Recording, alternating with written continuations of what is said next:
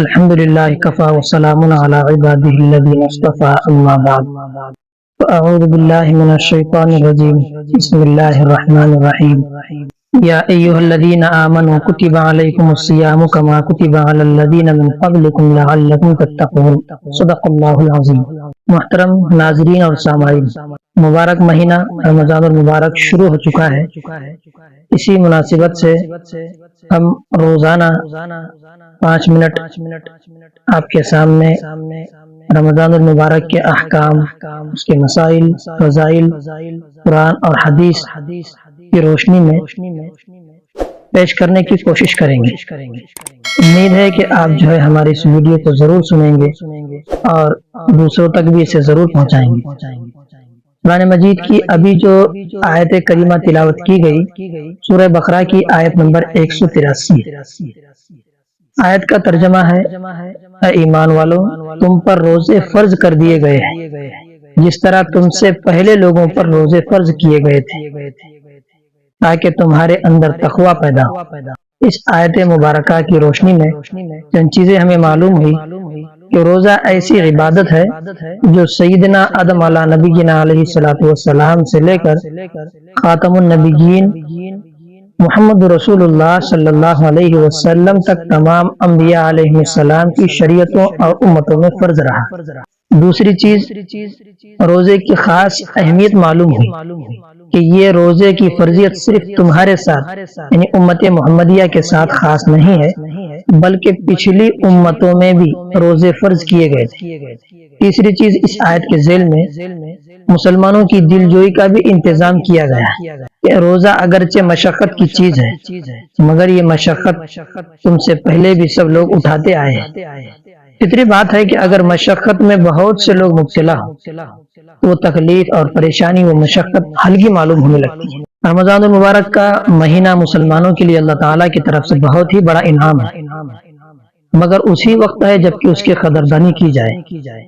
ایک حدیث میں ہے کہ اگر لوگوں کو یہ معلوم ہو جائے کہ رمضان کیا چیز ہے تو میری امت یہ تمنا کرے کہ سارا سال ہی رمضان ہو جائے۔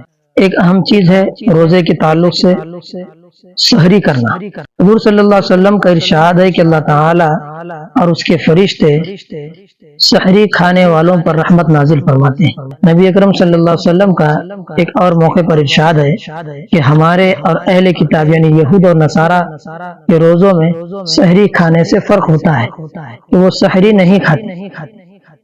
ایک جگہ آپ نے ارشاد فرمایا کہ سحری کھایا کرو، اس میں برکت۔ ایک جگہ آپ علیہ السلام کا ارشاد ہے کہ 3 چیزوں میں برکت ہے: جماعت میں، سرید میں اور سحری میں۔ ایک حدیث میں ہے کہ نبی اکرم صلی اللہ علیہ وسلم جب کسی صحابی کو اپنے ساتھ سحر کھلانے کے لیے بلاتے تو ارشاد فرماتے کہ آؤ برکت کا کھانا کھا لو۔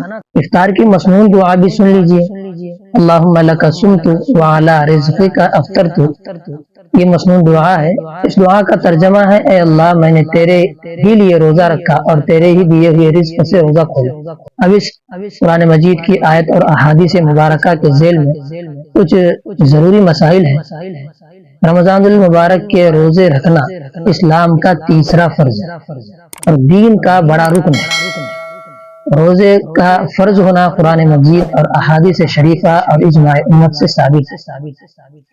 جو روزے کے فرض ہونے کا انکار کرے وہ مسلمان نہیں رہتا اور جو اس فرض کو ادا نہ کرے وہ سخت گنہگار اور فاسق ہے۔ دوسری چیز، رمضان شریف کے روزے ہر مسلمان پر جو مجنون یعنی دیوانہ، پاگل اور نابالغ نہ ہو۔ پاگل، مجنون اور نابالغ کے علاوہ ہر شخص پر رمضان کے روزے فرض ہیں، بغیر کسی شرعی عذر کے انہیں چھوڑنا درست نہیں ہے۔ تیسری چیز، صبح صادق سے لے کر غروب آفتاب تک روزے کی نیت سے کھانے پینے اور ہم بستری سے رکنے کو شریعت میں روزہ کہتے ہیں۔ چوتھی چیز ہے نیت، کہتے ہیں دل کے ارادے کو زبان سے کچھ کہے یا نہ کہے۔ بہت سے لوگ جو نیتیں عام طور پر لکھی ہوئی آتی ہیں روزے کی نیت اور دعا وغیرہ اسے پڑھنا ضروری سمجھتے ہیں، اس کے پڑھے بغیر روزہ نہیں ہوگا ایسا وہم اور گمان ہوتا ہے۔ زبان سے نیت کرنا کوئی ضروری نہیں ہے، نیت دل کے ارادے کا نام ہے۔ رمضان المبارک کے روزے میں بس اتنی نیت کر لینا کافی ہے کہ آج میرا روزہ ہے، یہ رات کو اتنا سوچ لے کہ کل میرا روزہ ہے، بس اتنی ہی نیت سے بھی رمضان کا روزہ ادا ہو جائے۔